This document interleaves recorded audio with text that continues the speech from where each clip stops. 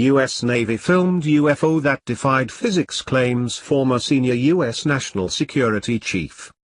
Welcome to Mysterious World YouTube channel. Please subscribe and share for more updates. Another shocking claim has been made about UFOs after a former U.S. National Security Chief, who worked at Area 51, said that the U.S. Navy had filmed a UFO that defied the laws of physics and outmaneuvered various F-18 fighter jets during a terrifying encounter. According to former senior U.S. National Security Chief Chris Mellon, UFOs are real, and the government has evidence to support their existence. Mr. Mellon has sensationally claimed that U.S. Navy personnel aboard the USS Nimitz even filmed the UFO during a terrifying encounter that lasted for a couple of hours. The statement made by Mr. Mellon is just one of the many that have been made in the last couple of years after a great number of former military personnel, astronauts, and government officials who have come forward openly speaking about the existence of otherworldly beings and technology, not from Earth. Mr. Mellon, who served nearly 20 years in the U.S. federal government in various highly ranged positions, had access to information others did not. The ex-national security chief served during the mandates of Bill Clinton and George W. Bush. Mr. Mellon had access to high-level clearance while working in the Committee with oversight of all Department of Defense special access programs and spent a decade on the Senate Intelligence Committee. Mr. Mellon is also one of the many persons of interests who joined the UFO truth-seeking organization To the Stars Academy, founded by former Blink-182 frontman Tom DeLonge. Mr. Mellon is believed to have worked on a number of classified projects at controversial military facility Area 51. Mr. Mellon claims that an astonishing incident was witnessed by a number of military personnel off the coast of San Diego when a UFO was seen in broad daylight. The encounter occurred as the USS Nimitz was escorted by the USS Princeton, an Aegis-class cruiser.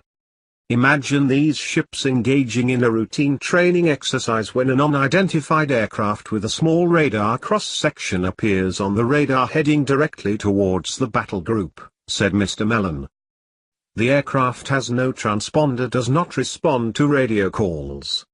The Princeton contacts two F-18s already aloft to intercept the target. As the two F-18s approach, the four aviators see that the object has no wings or exhaust. It is white, oblong, some 40 feet long and perhaps 12 feet thick. Mr. Mellon explains the incredible sighting. The pilots are astonished to see the object suddenly reorient itself toward the approaching F-18. In a series of discrete tumbling maneuvers that seem to defy the laws of physics, the object takes a position directly behind the approaching F-18. The pilots capture gun camera footage and infrared imagery of the object. They are outmatched by a technology they've never seen. After the UFO chase, the pilots eventually returned to the Nimitz, but the object remained visible to radar for a couple of hours. Mr. Mellon added.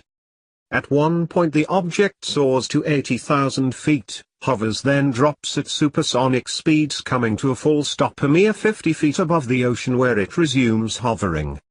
More F-18s are dispatched, but with similar results. As before, the engagement occurs in broad daylight and the secret machine easily evades the F-18s. Dozens of military personnel aboard the various planes and ships involved are privy to these interactions. Clearly, this is not an experimental U.S. aircraft, but whose is it? How did it accomplish these feats? Asks Mr. Mellon. Mr. Mellon considered the event of extreme importance and even suggested that the United States Congress should further investigate the occurred. The chairman of the Armed Services Committee and his counterparts and other congressional oversight committees can easily request a briefing to confirm the veracity of this story and the existence of other events of a similar nature. Congress has every right to review the documents generated by this event and request briefings by the military personnel involved. If the oversight committees have not already been briefed on this event and others like it, they clearly should be. How else can they adequately assess threats to our forces and our military requirements? Concluded Mr. Mellon.